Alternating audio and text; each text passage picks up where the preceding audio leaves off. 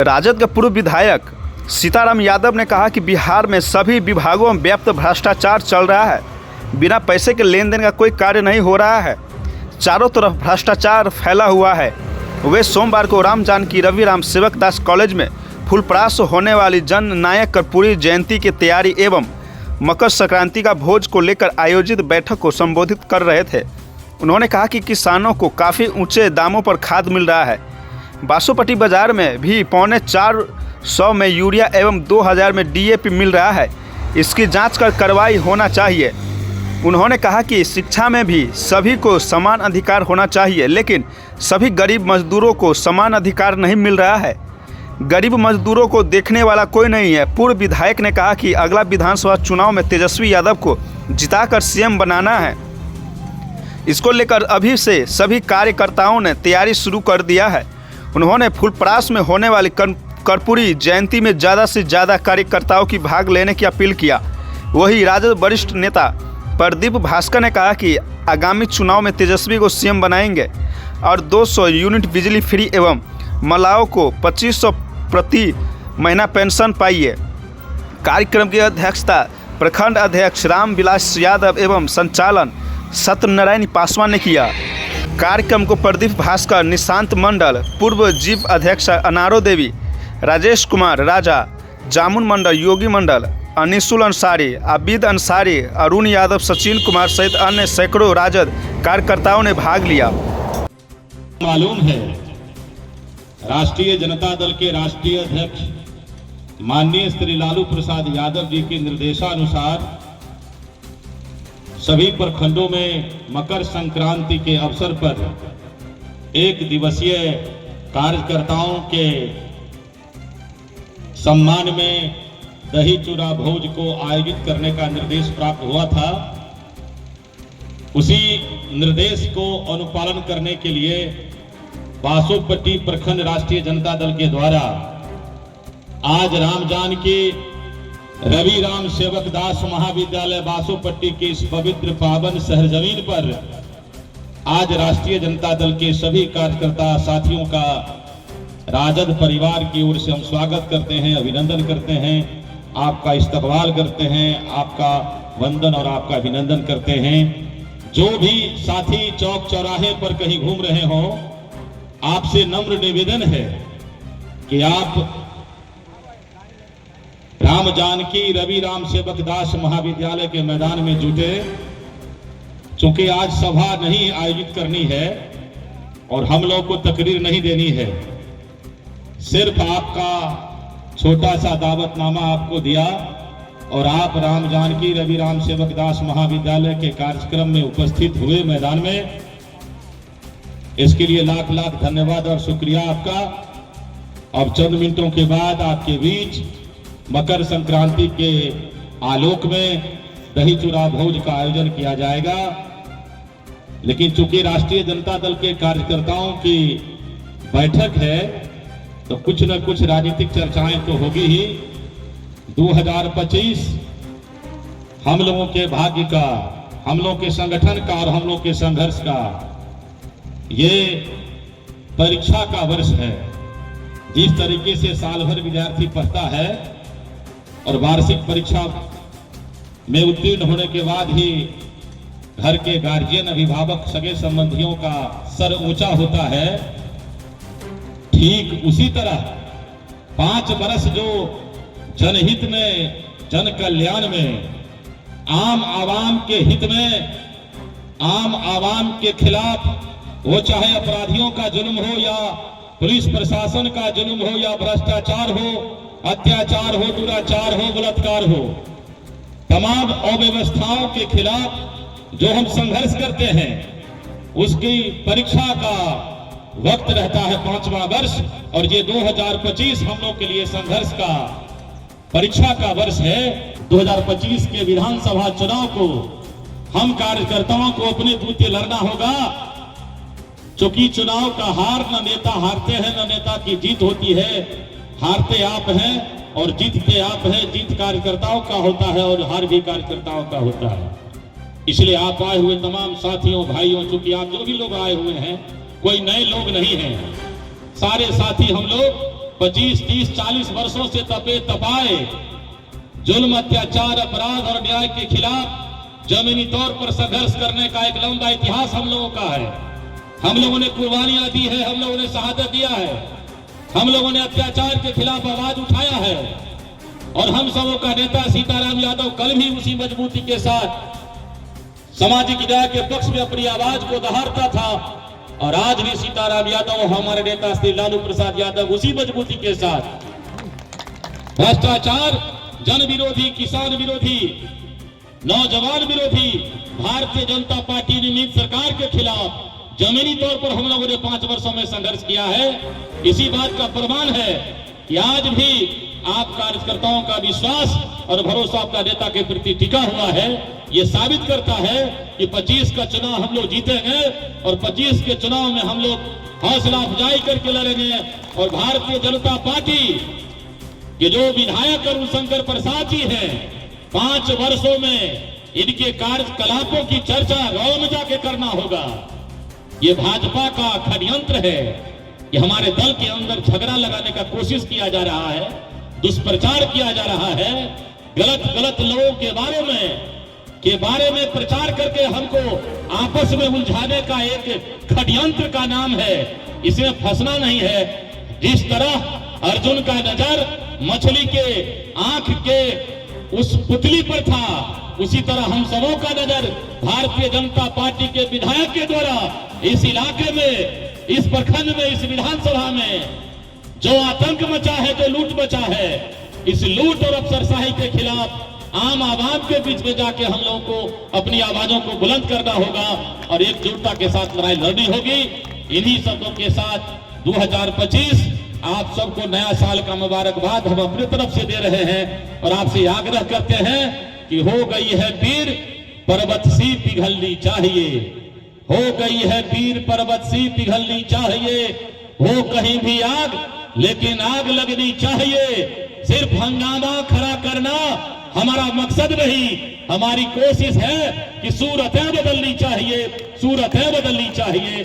इन्हीं शब्दों के साथ आप आए हुए तमाम हजरात का हम राम जानकी रवि राम सेवक दास महाविद्यालय के परिसर में हम आपका कोटि कोटि वंदन और अभिनंदन करते हैं और हम आग्रह करते हैं कि माननीय विधायक जी आप लोगों के बीच में 2 शब्द कहें और उसके बाद दही चूड़ा का सब्जी का व्यवस्था है, हम लोग भोजन करके अपने अपने घर जाएंगे।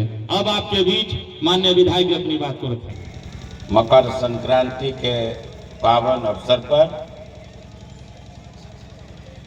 हमारे नेतृत्व के द्वारा आदेशित निर्देशित कार्यक्रम सभी का कि सब लोग अपने अपने कार्य क्षेत्र में दही चूड़ा के भोज का आयोजन करेंगे, उसमें अपने साथियों को भोजन कराएंगे और वर्तमान राजनीतिक परिप्रेक्ष्य में अपनी बात को रखेंगे तथा हो रहे देश और प्रदेश में जो राजनीतिक घटनाक्रम है, जो घट रहा है, जो गांव विरोधी, गरीब विरोधी, किसान विरोधी, मजदूर विरोधी, भ्रष्टाचार, महंगाई, इन सारी बातों को सविस्तार उनको बताएंगे। हिंदू मुसलमान के बीच में नफरत की खाई पैदा करके समाज को जो बांटने का काम हो रहा है, इस पर भी नजर रखेंगे। हम चाहते हैं गरीबी पर चर्चा हो, शिक्षा पर चर्चा हो, भ्रष्टाचार पर चर्चा हो, महंगाई पर चर्चा हो, परंतु इस लड़ाई को ओझल करके वो राम रहीम, हिंदू मुसलमान, पाकिस्तान, इमरान, क्या क्या बटोगे तो कटोगे, मंगलसूत्र छीन लेगा तो भैंस खोल लेगा, गहना छीन लेगा, ये क्या क्या बताइए। इस हिंदुस्तान में जिसकी आबादी इतनी प्रतिशत है, वहाँ कुछ जो अल्पसंख्यक मुसलमान है वो आपको छीन लेंगे और आपको काट देंगे, आपको मार देंगे। बताइए, ये भ्रम फैला करके वो राज कर रहा है और अस्थायी तौर पर हम राज करें, इसको भंडाफोड़ करने के लिए हम लोग आए। रोटी, कपड़ा, मकान, चिकित्सा, शिक्षा, रोजी रोजगार, ये हमारा मुद्दा है। अभी ये देश को उलझाने के लिए महंगाई पर चर्चा नहीं चाहते। नौजवान पढ़ लिख के गांव में बेकार बैठा हुआ है। लाखों लाख लड़का medical, engineering, BA, MA, BSc, MSc पढ़ के गांव में अपने परिवार का वो दर्द बना हुआ है। कहीं नौकरी नहीं मिल रही है, कहीं नौकरी नहीं मिल रही है। हिंदुस्तान के कानून में बाबा साहब अम्बेडकर ने लिखा था, राष्ट्रपति का बेटा हो या भरनी का संतान, सबको शिक्षा एक समान। क्या एक समान शिक्षा है? पैसे वाले का बेटा पब्लिक स्कूल में पढ़ता है, जहां हजारों लाखों में भुगतान उस स्कूल को किया जाता है। गरीब का बेटा, दलित का बेटा, पिछड़ा का बेटा गांव के जो सरकारी स्कूल है, जहां पढ़ाई के नाम पर कुछ नहीं, और आपको खिचड़ी दिया जाएगा, आपको किताब दिया जाएगा, आपको स्टाइपेंड के नाम पर कुछ पैसा दिया जाएगा, परंतु शिक्षा नहीं दिया जाएगा। आप खैराती हैं, आपको खैराती समझते हैं, आप खैरात खाइए। आपके बेटा पढ़े नहीं, आपका लड़का कोई बीडीओ, एसडीओ, थानादार, वो DSP, SP, collector, BDO, SDO नहीं हो, शिक्षक नहीं हो। ये चाल है बुद्धिजीवियों का, ये मुख्यमंत्रियों का, ये नीतीश कुमार जी का ये चाल है, प्रधानमंत्री नरेंद्र मोदी जी का यही चाल है कि आपको 4 किलो चावल में उलझा के रखना चाहता है। आप खैरात खाइए और उसको राजा बना के रखिए। नेपाल में कभी महारानी के कोख से बेटा राजा पैदा होता था। हिंदुस्तान में जनता मालिक के वोट से राजा पैदा होता है, आपके वोट से। इसीलिए आपको उलझा रहा है कि 4 किलो चावल खाओ।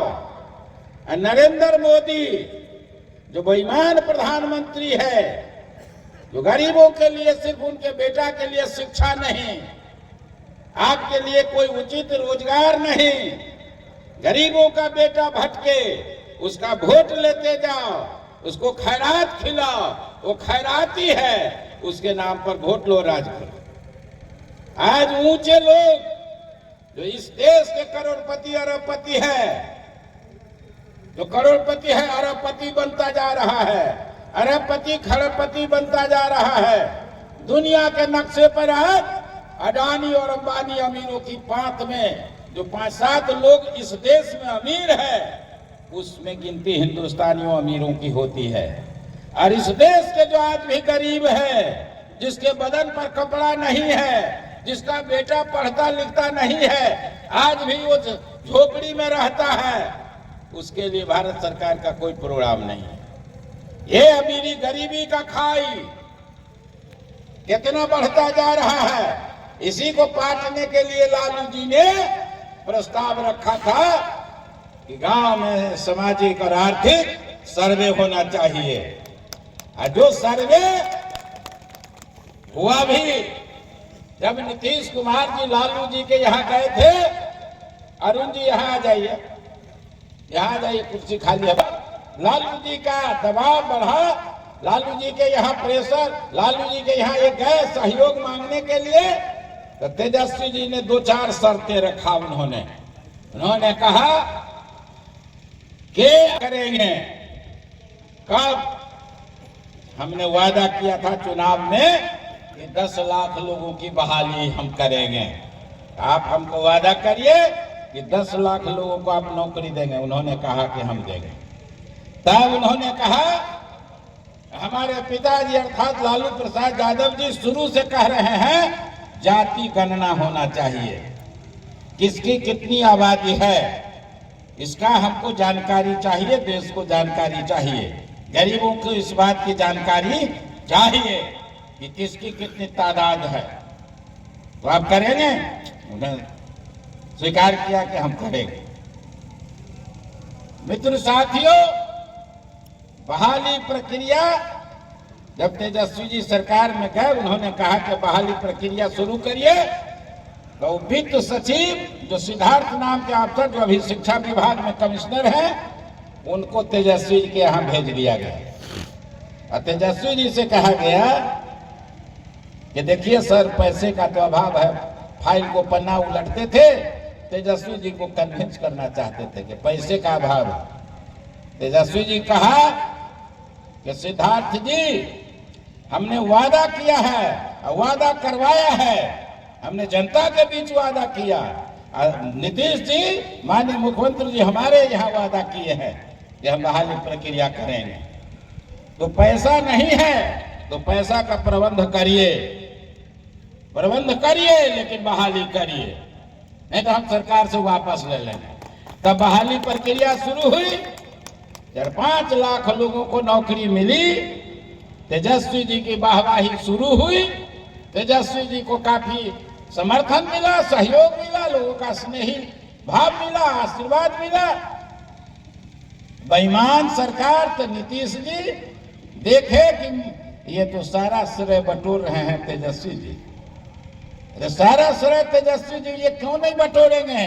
आपसे तो उन्होंने वादा करवाया था और उस वादा पर आपने बहाली किया था, और बहाली जो सीट खाली है, जो सीट वैकेंट है, उस पर बहाली आपने किया था। आप कौन सा उपकार किया? हमारा हक है, हमारा अधिकार है इस देश की।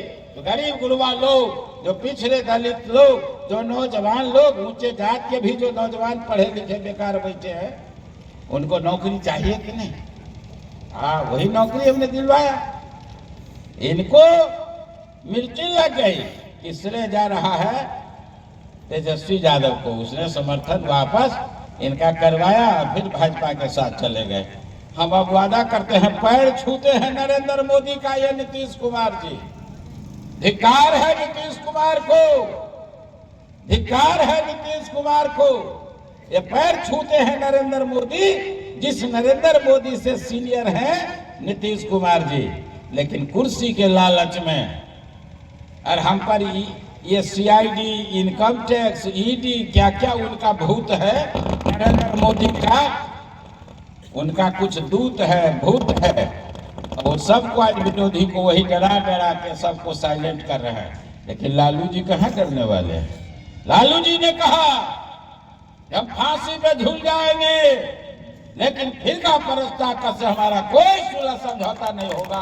ये जंग मैदान में हमने वादा किया है, हम फांसी पर झूल जाएंगे, हम मट्टी में मिल जाएंगे, लेकिन दंगाई फस्ताईता का से हमारा कोई सुलह समझौता नहीं होगा। लालू यादव तो चढ़ा हुआ है, रंग चढ़ा हुआ है, वो पीछे हटने वाले नहीं है। जिस नीति पर कल थे, आज भी उसी नीति सिद्धांत पर है, उसी नीति सिद्धांत पर रहेंगे। गरीबों के साथ, गरीबों के न्याय, गरीब लोगों के साथ हकमारी जो आज तक इस देश में हुआ है, हम होने नहीं देंगे। इसीलिए मित्र साथियों, लालू यादव गरीबों के पक्षधर है, हिंदू मुसलमानी एकता के पक्षधर हैं, गांव गरीब के पक्षधर है। नरेंद्र मोदी कहा हम मेट्रो सिटी, कौन सिटी कहा, स्मार्ट सिटी बनाएंगे। लालू यादव कहा हम स्मार्ट सिटी नहीं, हमको स्मार्ट गांव चाहिए, हमको स्मार्ट गांव चाहिए, क्योंकि भारत गांवों का देश है। और गरीब जनता जो अनपढ़ है, जो अशिक्षित है, जो गंवारी है, गांव में बसते हैं, गरीब गांव में बसते हैं। जब गांव सुंदर होगा तब ये जाके सुंदर भारत बनेगा। बासोपट्टी तो सुंदर है, जयनगर सुंदर है, मधुबनी सुंदर है, पटना सुंदर है, दिल्ली, बंबई, मद्रास, कलकत्ता सुंदर है। अरे सुंदर मानसिक पट्टी होना चाहिए, सुंदर कौवाहा होना चाहिए, सुंदर डामू होना चाहिए, सुंदर कोदरकट्टा और बुलेखर होना चाहिए, जहां गरीबों का सुंदर घर हो, जहां बिजली हो, जहां पानी हो, जहां गरीबों को सुंदर भोजन, पौष्टिक भोजन मिले। जो हमारी माँ बहन है जो गर्भवती है, आज भी बच्चा लूल्हे लंगड़े पैदा होते हैं, कारण है उनको पौष्टिक भोजन उस माँ को नहीं मिलता है। इसलिए उस माँ को पौष्टिक भोजन मिले। काले कलूठे जो होते हैं वो सब खान पान के वजह से, कुपोषण की वजह से बच्चा सुंदर नहीं होता है। इसलिए सुंदर बच्चा हमारा भी हो, हमारी माँ को भी जो गर्भवती है उसको दूध मिले, उसको फल मिले, उसको मछली मिले, उसको अंडा मिले, उसको बढ़िया संस्कृति संस्कार मिले, उसका भी बच्चा पौष्टिक खाने से, भोजन खाने से सुंदर सौष्ठव होगा, देखने में सुंदर होगा, गोरा चिट्टा होगा, 6 फीट का जवान होगा। हमारे गरीब का बच्चा देखिएगा, कोई जन्म से कहेगा कि पेटे से एक पैर सुखाए ले, क्यों? कि उस माँ को पौष्टिक भोजन नहीं मिलता है। जब बच्चा पेट में होता है, गाय के सुख तब लेरू के सुख। गांव में कहे छे ने, गांव में कहे छे न सब आदमी, गांव के गाय के सुख तब लेरू के सुख। यानी जब बच्चा स्वस्थ रहेगा तब बच्चा उसका स्वस्थ होगा। स्वस्थ बच्चे के लिए माँ का भी स्वस्थ होना निहायत जरूरी है। इसीलिए हमारे लोग पिछड़े हुए हैं, गरीब हैं, कमजोर हैं, तरह तरह के बीमारी से आज भी वो आहत है। इस गरीबी के खिलाफ, इस महंगाई युग में हम किसान बेसहारा हैं, गरीब लाचार हैं। पिछड़ा जो आज भी खेती करता है तो लाचार है, मजबूर है, जिसके पास ना कोई नौकरी है, ना उसके पास जमीन है, ना उसको कोई रोजी रोजगार है। इसीलिए आप पत्रकार को बैठाओ भाई, रोजी रोजगार चाहिए, उनको शिक्षा दीक्षा चाहिए, और उस माँ को पौष्टिक भोजन चाहिए जिस माँ के घर में बच्चा पल रहा है। इसलिए मित्र साथियों, हम लोगों को इस पर ध्यान देना है। हम खैराती नहीं रहे, हम खैरात नहीं खाएंगे, हम 4 किलो चावल नहीं लेंगे। हमारे बच्चा को, जो बाबा साहब भीमराव अम्बेडकर ने कहा, बाबा साहब भीमराव अम्बेडकर ने जो कहा है, राष्ट्रपति का बेटा हो या भंगी का संतान, सबको शिक्षा एक समान। हमें शिक्षा चाहिए, हमें शिक्षा चाहिए, हमें समानता चाहिए, हमें अधिकार चाहिए। हम सिर्फ अपने कर्तव्य का, आज तक हमको बोध कराते लोग आया है, हम सिर्फ कर्तव्य का ही बोध हमको कराया गया। हमें अधिकार का भी बोध होना चाहिए। हम अपने अधिकार के प्रति भी हम सचेत रहेंगे, सिर्फ हम खैराती नहीं रहेंगे। इस बात का भी आपको ख्याल रखना होगा।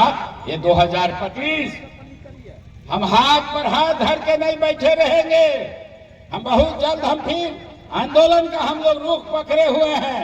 फिर हमारा इस प्रखंड पर बहुत सारे सवालात को लेकर के हम इसी 10 रोज के अंदर में 24 जो हमारे नेता तेजस्वी जी फुलपरास में आ रहे हैं, उसके प्रोग्राम, उसके बाद तुरंत हम लोग इस प्रखंड पर फिर धरना बोलेंगे, फिर हमारा प्रदर्शन होगा। बहुत सारे बातों को लेकर के, जो अनियमितता है, जो भ्रष्टाचार है, जो बेकारी है, जो बेरोजगारी है, जो सड़कों का खस्ता हाल है, जो पढ़ाई में बेईमानी है, जो महंगाई है। अभी गेहूं के समय में आपने देखा, जब गेहूं का भाव आया था तो डीएपी खाद गायब था। 1350 का खाद लोग 1900, 2000, 2100 में खाद खरीदा है। क्या सही है कि गलत है? सही है तो ताली से इसका स्वागत करिए, यदि सही है तो। और जब यूरिया पटौनी का समय आया तो फिर यूरिया गायब हो गया। 1350 का डीएपी 1900, 2000 में खुला लूटा है व्यापारी और अफसर। व्यापारी और अफसर का बेईमान भ्रष्ट नेताओं का गठजोड़ लूट लिया है, सारे किसानों को लूट लिया है, किसानों को महंगाई में। और जब यूरिया आया है पटौनी में तो 266 रुपया यूरिया का बोरा का दाम है। कार्यकर्ता भाइयों, 266 रुपया, जो मिला है 350 में, 400 में। क्या गलत है या सही है? तो 4:45 में माल महाराज के मिर्जा खेले होरी लूट रहा है।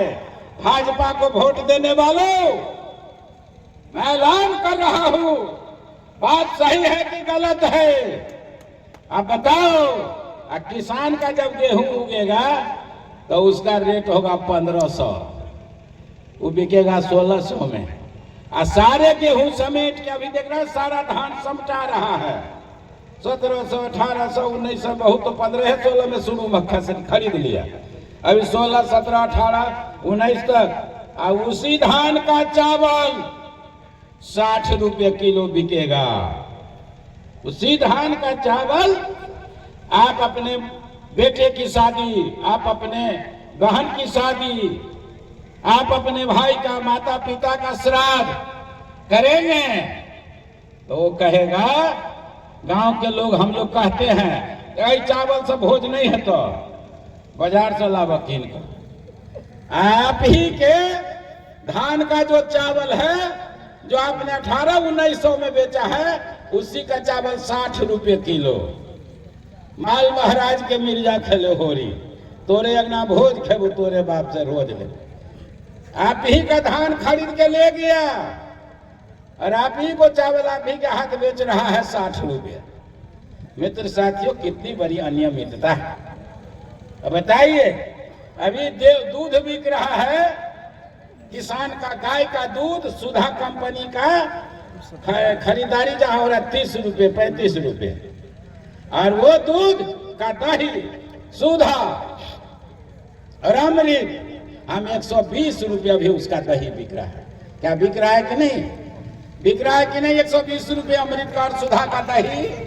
बताइए, हमारा दूध ले गया 40 रुपये, 30 रुपये, 35 रुपये, और उसका दही हम 120 रुपये लीटर, 1 लीटर के 1 किलो दही, तो हम 120 रुपये उसका दूध खरीद रहे हैं। गांव का अमृत शहर जा रहा है और शहर का जहर गांव में आ रहा है। क्या गलत है? बताइए। ये जहर है, वो अमृत, नाम अमृत है, वो जहर, नाम सुधा का, और नहीं मिटेगा आपका क्षुधा, नाम है सुधा। वो 40 रुपये आपका लेता है और 120 रुपये वो अपना दही बेचता है। हम भी काहिल हो गए हैं, हम भी लूल्हे लंगड़े हो गए हैं, हम मेहनत नहीं करना चाहते हैं। अर्थात इस देश में इंडस्ट्री, फैक्ट्री, कल कारखाना जो शुरू हो गया है, इस देश में गांव का जो चीज है वो शहर वाला ले जाएगा और वही उसका रूप बदल के आपके पास भेजेगा, और वो 4 गुना रेट लेगा, 3 गुना रेट लेगा, जो हमारे साथ आज हो रहा है। ये हमारे दूध का दाम 100 रुपये लीटर होना चाहिए, 100 रुपये लीटर हमारे दूध का कीमत आज होना चाहिए। इस मंच से हम लोग इसका भी आंदोलन हम लोग करेंगे कि 100 रुपये, 3100 रुपये भूपेश बघेल का मुख्यमंत्री थे छत्तीसगढ़ का। कौन भाई उधर आप लोग क्या आप लोग एक और कहा क्या कह रहे थे?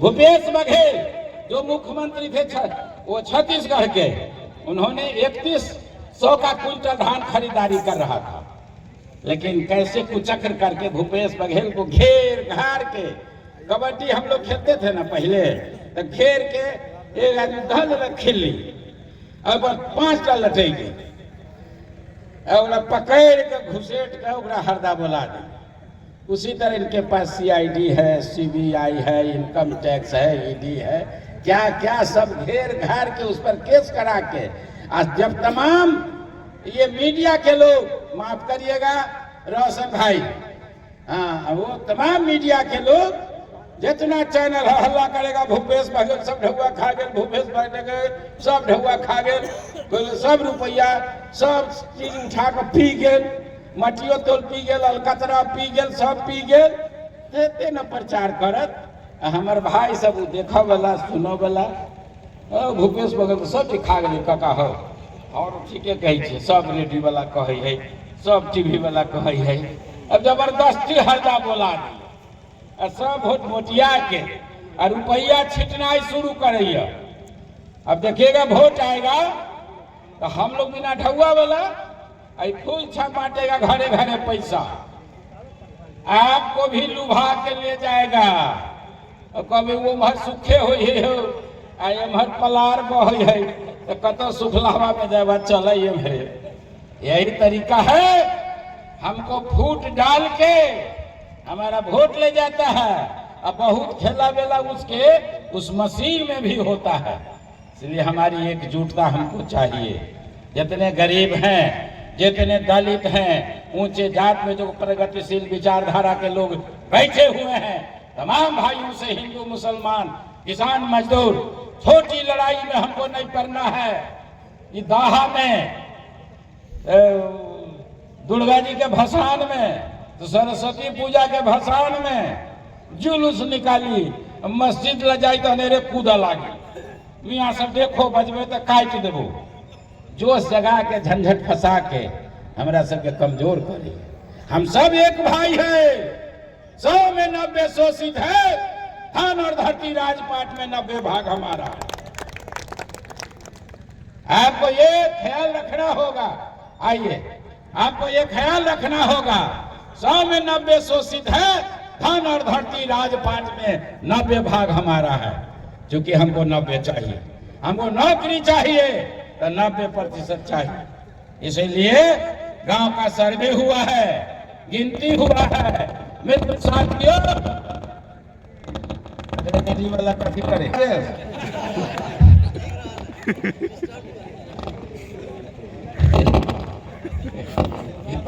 तड़ाइए। हेलो, हाँ सुनिए, कोई बात नहीं, मशीनी चीज है, कभी कभी कुछ कुछ हो जाता है, चिंता नहीं करनी। तो हमको लालू जी का सपना था जाति सर्वे, जाति गणना, आर्थिक गणना। कौन जात है जो आज भी सड़क साफ करता है? कौन जात है जो पैखाने माथा पर महिला आज भी धोता है? कौन जात है जो रिक्शा चलाता है? कौन जात है जो ठेला चलाता है? कौन जात है जो भैंस चराता है? कौन जात है जो हल चलाता है? कौन जात है जिसके पास न उसके पास नौकरी है, न उसके पास कोई रोजगार है, न व्यापार है। इसीलिए किसानों, मजदूरों, आपको जगना होगा और अपनी हिस्सेदारी लेना होगा। उन्होंने कहा कि इसकी गिनती करो, गणना करो। कौन जात है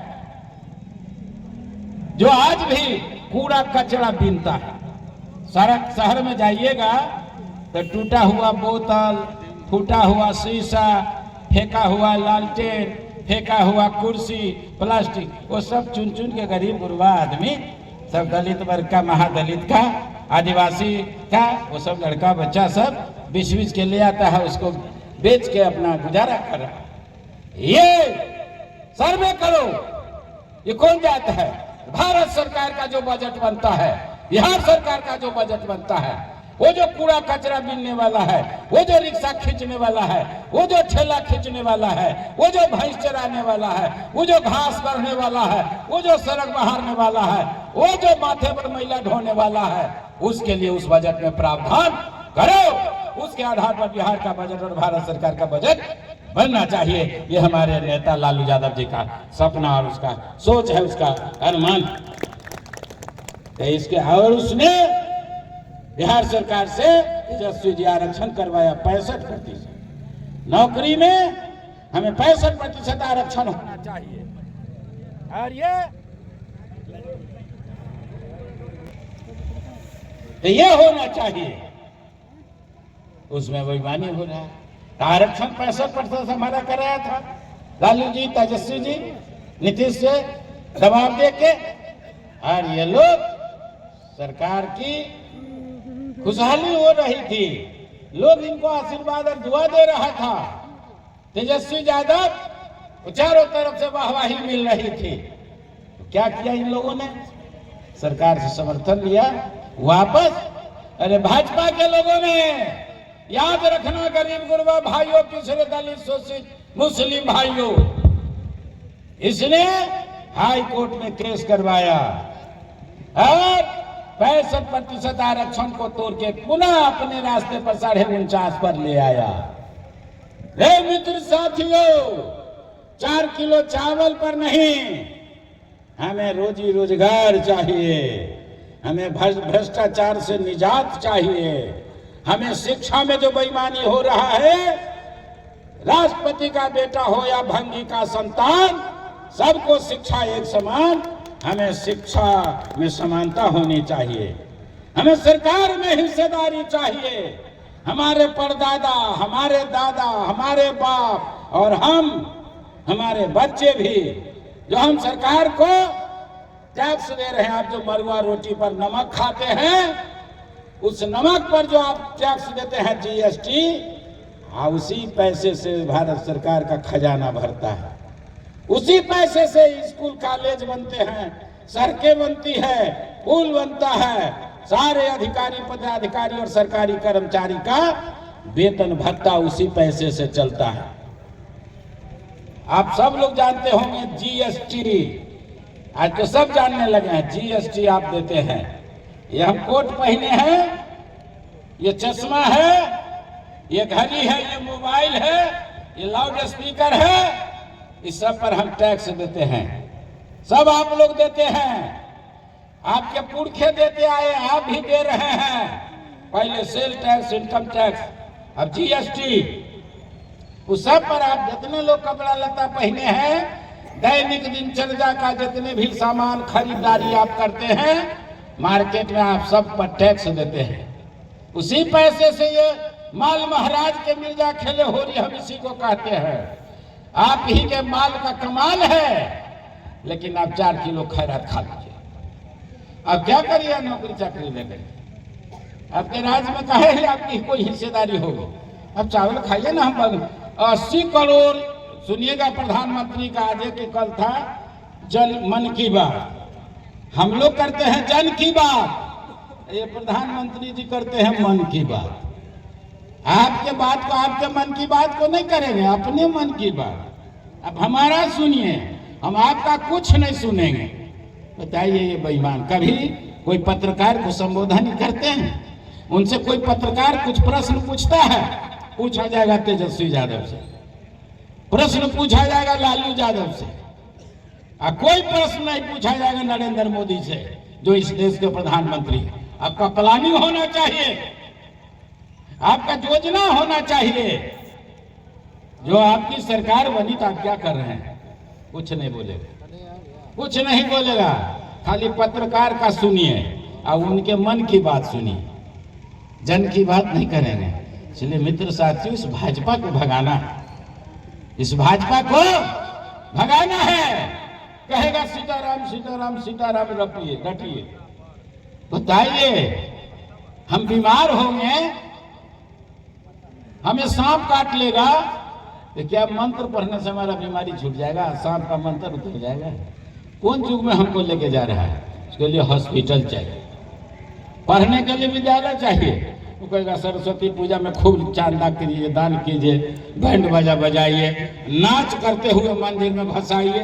अब बीच में कहीं मंदिर मस्जिद मिलता है तो तोड़ फोड़ करते चल जाइए, तोड़ फोड़ करिए और भगवा झंडा उस पर लहराइए, ये करिए। आप जेल जाइए, आप जेल जाइए और वो राज करेगा।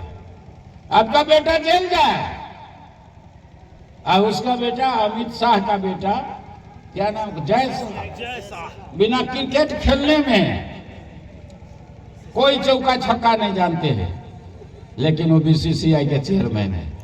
जहां अरबों खरबों का बजट बनता है, जहां सबसे बड़का दुधारू पशु है, वहीं पर बैठा है अमित शाह का। कहेगा लालू यादव का बेटा क्या पढ़े हैं? एगो नवका पार्टी वाला इधर घूमते रहे गाँव में, गाँव प्रशांत किशोर, नामे भुला गए, प्रशांत किशोर पांडे, जन सुराज के एते ओकर प्रचार करत टीवी वाला। हाँ, कहीं कोई आप बैठिएगा, कहीं वो बैठेगा तो उस पर देखिएगा प्रशांत किशोर का एगो आदमी भी बैठ जाएगा। कहीं कुछ जमीन पर आप नहीं हैं, आप जमीन पर कहीं कुछ नहीं है, लेकिन टीवी पर वही है, टीवी पर आप ही है। इसलिए मित्र साथियों, इन सारी बातों को आपको कहेगा। इस बार प्रशांत किशोर तो छाए हुए हैं, इतना पढ़े लिखे विद्वान है मत पूछिए। जब हम मुखिया में खड़े हुए थे तो हमारे यहाँ लोग कहता था कि शंभू बाबू बड़ जोग है। हाँ, इन्हें कहता था कि सीताराम यादव अनपढ़ है, तो नहीं, शंभू बाबू बड़ जोग है, योग्यता पर उनके होना चाहिए। कह लालू यादव, प्रशांत पांडे, लालू यादव का बेटा 8वें पास है। प्रशांत किशोर तुमको चुनौती देते हैं इस मंच से, यदि तुम्हें पुरुषार्थ और ज्ञान का खजाना है तो तुम एगो मंच बनाओ। इधर तेजस्वी यादव का मंच बनता है, हो बहस हिंदी में, हो बहस भोजपुरी में और अंग्रेजी में। यदि इस्तीफा नहीं तुमसे करा दिया तेजस्वी यादव तो फिर हम लोग के नाम पर हम लोग राजनीति छोड़ देंगे। बहस करो, डिग्री बांटते हो।